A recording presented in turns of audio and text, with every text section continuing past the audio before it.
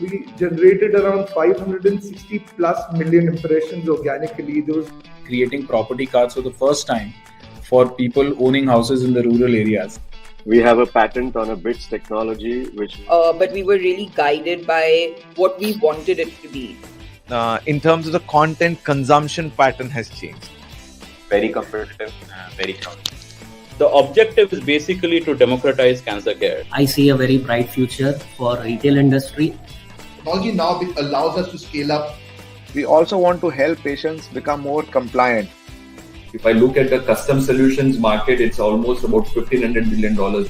Your customers will not continue to be with you if you don't change gear. We had adopted digitalization much earlier. Within a very short span of time, we are the number one operator in the whole of South India. If you are reaching out to a lakh people today, you would be reaching out to an entire globe tomorrow. We got those two brands and then immediately got into a few of the LFRs, and there was no looking back.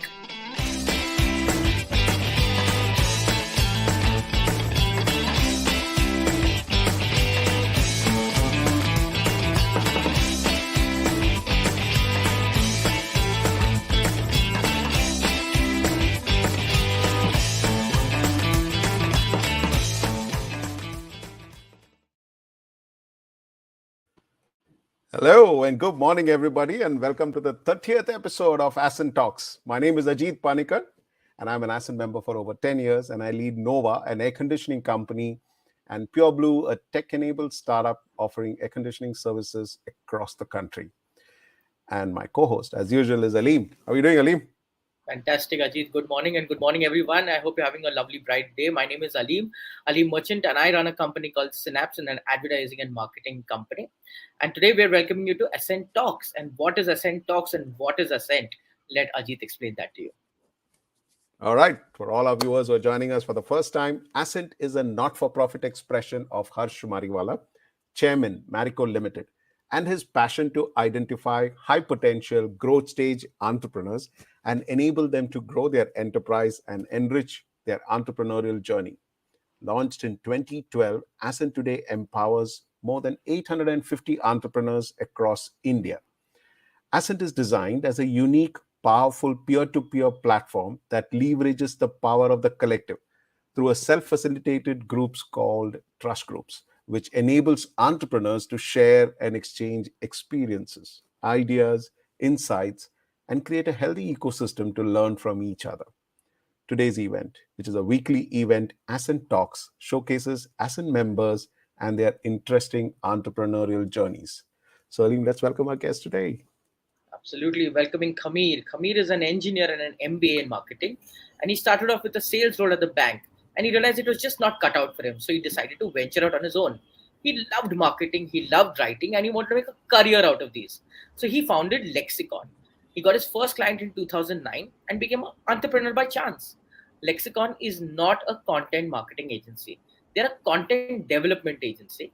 They specialize in content for banking and finance. They work with brands like HDFC Bank, Edelweiss, now Nuvama, Bajaj Finserv, ICICI Lombard, Max Life, SBI Life, Worldline, Z5, TCS, and Godrej Housing Finance, to name few. Some of their well-known international brands are like Berkshire Hathaway, Micron, Glance, InMobi, Shopify, etc. Today, they have 85 full-time team members across the country. They have a side hustle called Upscribe, which is an edtech startup where they are building micro-learning solutions for corporates. And that's a lot of new words that I'm learning today. So, Khamir, first of all, welcome to the show. Thank you, Aleem. Hi, Ajit. Fantastic. Khamir, why don't you just start off by explaining us what is Lexicon, basically key USP? Why do you say you're not a content marketing agency? Why do you say you're a content development agency? And maybe we'll later in the show talk about Upscribe also. Yeah, this is specially given to you because we read your bio and we were like how Aleem said, no, so many new words. So please explain to us in simple terms. What is it, man? Sure. So, Lexicon, as you read out, is my brainchild. Back when I was working with a bank, I figured that, there were a lot of selling going on, right? Because banks need to go out and sell. There's a lot of push on the sales. I realized that there was very little of knowledge sharing or enablement that was happening, And that's where I felt that, when I used to go out on sales calls, I felt that, I'm not really comparing, I'm not really contrasting with other products, I'm just pushing things. Why can't we have a more of an educative approach, where customers can buy from us rather than us selling, right? So that was the brainchild. Back then I took it to whoever was the relevant people in the marketing, and I tried to get some traction, but things didn't work out, and hence I dropped out and I started Lexicon.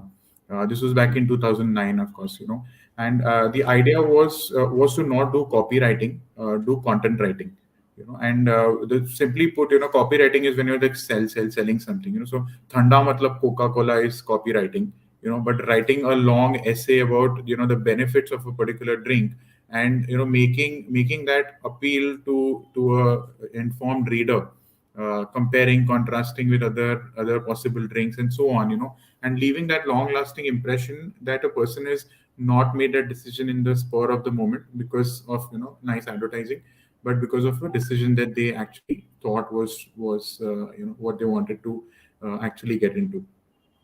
So that's where the whole idea of Lexicon came in, and content writing or content marketing. At that time, we were a content marketing company.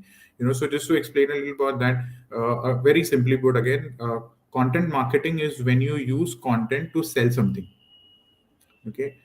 So it could be an idea, it could be getting more traffic to your website because you want to sell something. It could be talking good things, maybe through a blog, through a website, or through whatever.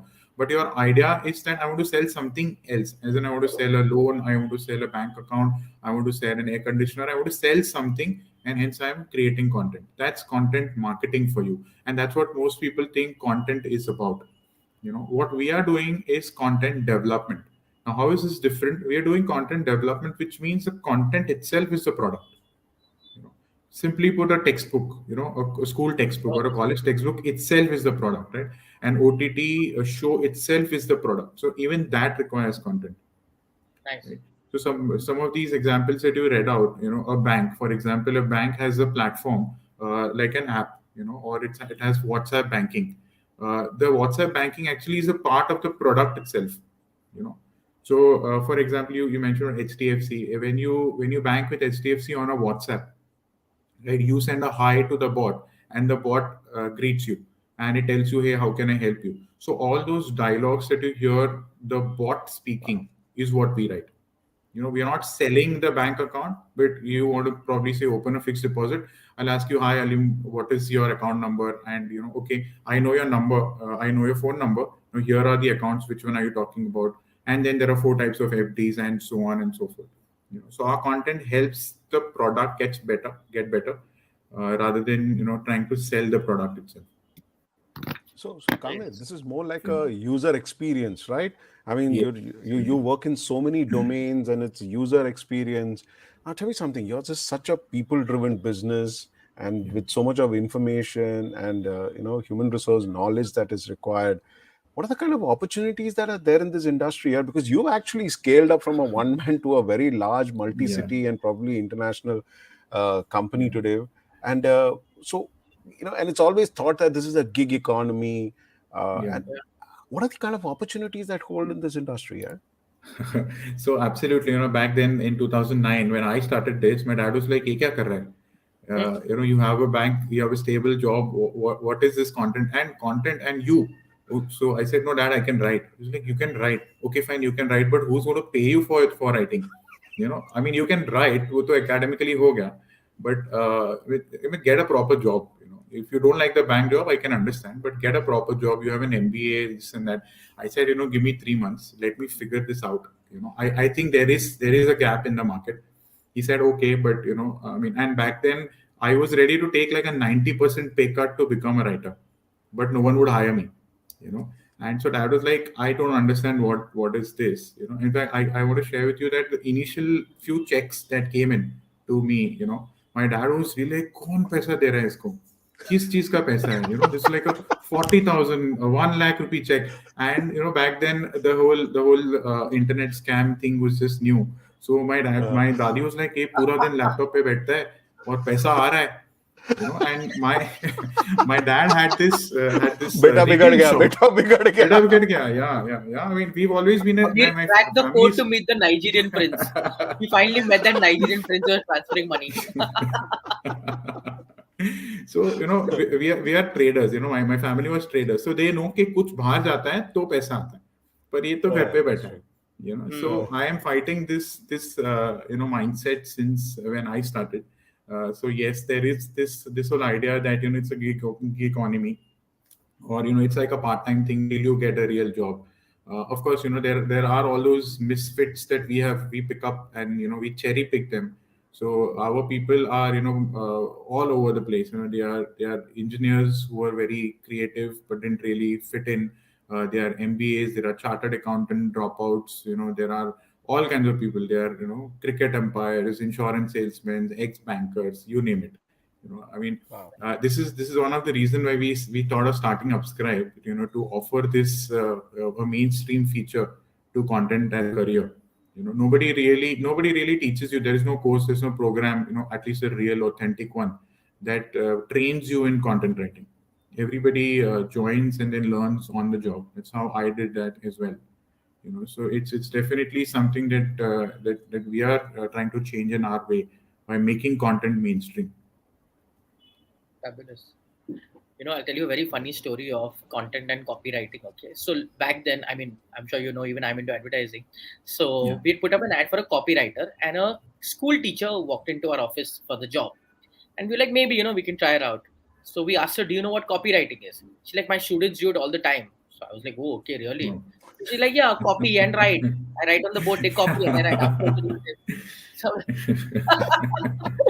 that's a genuine story. It really happened in my life. But coming to you, Khamir, what are the challenges you face? I mean, this is so new. I mean, one is explaining people what is content development. Yeah. What are the different challenges you face in your business? Honestly, our biggest enabler is also our biggest challenge, which is the internet. What happens is, because of this whole mindset that it's a part-time thing and anybody who has a few free hours can do it. There are a lot of people who just jump into it, and the major gap is the lack of the subject matter knowledge. And because Google hai, you could just learn everything, and now to ChatGPT hai, so you can just figure everything out. So right from a pin to a plane to a nuclear reactor, you ask people to write 500 word keyword articles, and they will just jump into it. There are platforms, like those gig economy platforms, where there are projects which say that I need 500 articles of 500 words each, and they sometimes don't even mention the name of the subject on which the articles are to be written. So it's become that generic, and all of that content is not being created. It's just being repackaged, repurposed, and so on. So the lack of the depth in the content and the relevance, when I'm talking to an HDFC bank, like I said, they tell me that I've got 4 types of fixed deposits, and these are the different target audience for which I'm going to market these fixed deposits. Now, a writer really needs to understand what is a fixed deposit, who goes for it, and out of these segments that the customer is talking about, what kind of USP will appeal to which kind of user. Right, but that understanding is completely lacking because one, they've probably never learned commerce. Forget about being a banker or having work closely in a bank. So when you ask them to sell these things, they really don't understand what exactly is to be sold, and what is the USP, why is, and this becomes even more difficult when I'm talk about a B2B scenario. So that is I think in my experience been the biggest challenge, the lack of subject matter understanding. And that is also something that got me going very early, and my early successes when I used to do most of the writing and editing myself. This was the reason why we really succeeded, because I really knew a lot of these subjects because of my experience or because of my education, and that really helped. I could really get the pulse of the STNP, segmentation, targeting, positioning. I used to really get those things really well, and I was able to create content which was really meaningful. That is really lacking, and we try to do it at scale. Things often break down. But Khamir, you just mentioned right now also about ChatGPT, and Yeah. it's the age of the AI, right? Everyone's just Yeah. talking about it, and Yeah, while yeah, AI has been yeah. around, ChatGPT and OpenAI has just taken it to the whole Absolutely. new level. Like it's taken Absolutely, on. yeah. Everybody talks about AI. Yeah. Here's a big question here for a business like Yeah. yours, which is content driven, all right, and you're creating content. Is AI actually going to be an enabler for you, or is it going to disrupt your business? What's your take on this? So I've been getting And this I'm saying this question. specifically because I'm saying this specifically because you went and you've done a course on AI, if I'm not mistaken, Yeah, right? absolutely. Yeah. Yeah, you're right. You're right. Yeah. So tell So us how do you look at it now? When I first heard about AI, and generative AI, I thought this is it. So I was like, I told my wife, CV किधर है अपना निकालो, अभी time हो गया. This is it. तो start करते हैं. But then I said, अच्छा ठीक है, बैंक में पैसा है, let's try and hire somebody. Let's become a tech company. क्या है, देखते हैं ना क्या है. So, okay, let's make a job description. But what do you put in the job description? You have no idea what technology, platform, what you will look for. So I said, okay, let us take a step back. Let's figure out what all of this is really about. And being an engineer, I thought, इधर तो काम आएगा engineering. Now, this is the time. I went to this institute, Great Learning, and I did this program. And I realized, that there are areas where this is going to be useful to us rather than detrimental. So there was really no point worrying about it. We had to embrace it. I'm talking about pre-COVID. I completed my ARM ML program during COVID. I got a research paper published. I did it well. And I saw it in close quarters. In fact, I've even worked on transformers even before ChatGPT came. I've coded my own bots and stuff like that. So when it comes to ChatGPT, obviously it got mainstream say around November or so last year. Well wishers calling me and like, चल रहा है अभी तक business चल रहा है क्या? What is it? Is it going on? And what are you doing these days? चल रहा है मतलब what does it mean? They're motivating you or discouraging you? They want to know. They want to know what is it that I'm doing these days. I've been doing this for a decade, more than that. So of course I'm doing that. But they're like, so अभी कैसा चल रहा है? अभी कैसा चल रहा है? अभी आजकल क्या कर रहे हो? That those are well wishers, I would say. So yeah, for us, in fact, on our website back then, while ChatGPT is November, we are using AI or generative AI for almost a year before that. There was this tool called Jasper. So we got a premium version of Jasper, and most of our team members started using Jasper, in and out, not very regularly, but we started using some of its features, and we knew that this is useful. In fact, almost a year ago, we changed the headline of our website. It still reads that this is content. Our headline says, it's drafted by AI and crafted by experts. So we are saying that upfront. We're saying that upfront that the first draft, all that heavy lifting, that keyword research, this, that, all of that is taken care by the AI, and that's when we get the draft, and that draft is then fixed or that is worked on and delivered by the experts, who are the subject matter experts. So we are very happy. One thing is that at the bottom of the pyramid, there were a lot of content agencies who were, probably, and even freelancers working at like 50 paisa per word, 1 paisa per word, 1 rupee a word. And, we could never really go out and justify to our customers as to what is the difference. We would say what we had to say, but we are probably charging some, 10 rupees a word, and somebody else is charging 50 paisa a word. All of those people are now eliminated. Because that level and that quality of that mass content is now gone. So in that sense, there are fewer players now in the content space, I would say. Plus, my team is really using content and ChatGPT really well. The examples that I gave you, for like UX writing, we actually are auditing some of the banks for their UX. And it's not just the language, it's also the inclusiveness of your UI. For example, if there's a blind user, or if there's a differentially abled person, like somebody with an attention deficit disorder or dyslexia or any other learning disorder, is your content really living up to their expectations also? Is it ticking all of those boxes? We are actually auditing banks. All of their customer facing content is being audited with these perspectives in mind. This is the space where we are working. So ChatGPT is honestly just an enabler. Maybe we want to word a button differently, and we ask ChatGPT for some options for what that error message could be, or what that button could be called, or what would be an interesting notification for that audience. So that's really how we are using ChatGPT. Yeah, but that's It's really amazing, Khamir. fascinating. I mean, yeah, I mean, you're among the first guys who's actually coined a word around it. So I said like drafted by AI and crafted by experts. Too good, man. Yeah. That's really nice. I mean, it really is Yeah, very yeah. catchy, and it's just like embracing AI and taking your Absolutely. business to the next level. It's amazing. Yeah, Really yeah, good. yeah. We just love it. I'll give you an example. We had a company. They are into packing and moving. Packers and movers.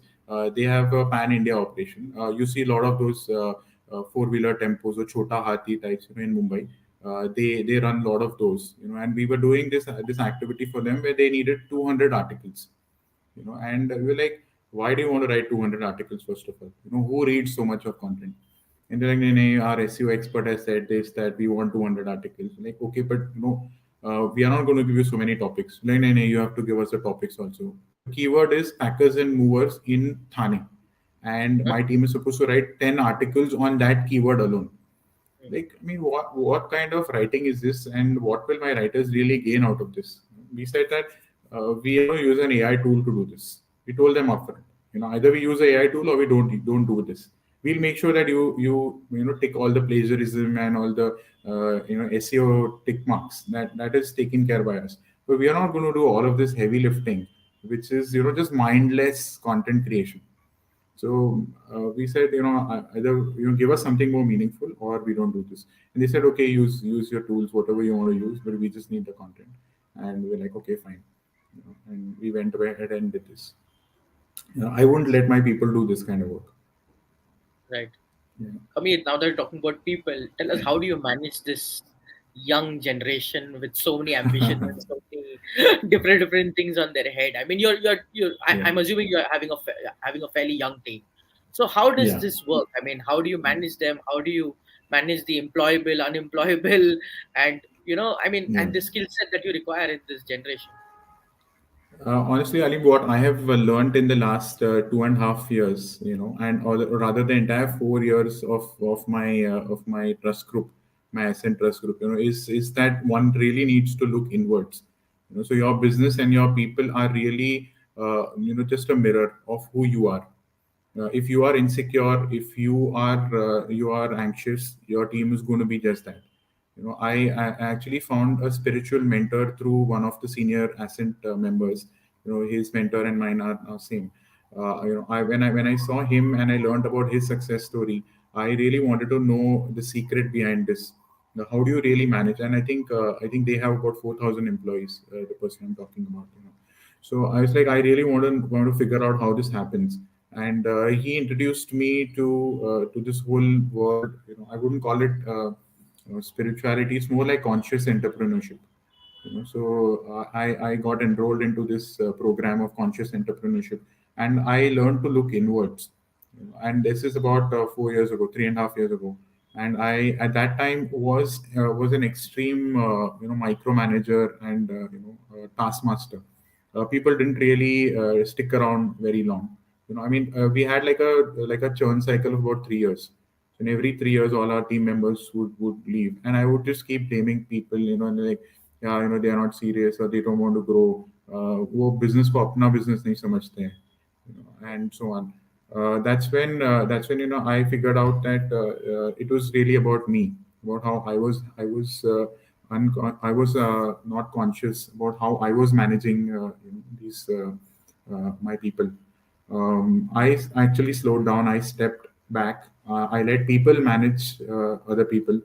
So I built that organization structure, which we always know we need to do, but somehow we as founders don't really step back enough. Right? And all throughout, I used to crib about how my people are not performing, and my Ascent team would come back every month like, "फिर वही लेके आ गया तू, फिर वही लेके आ गया."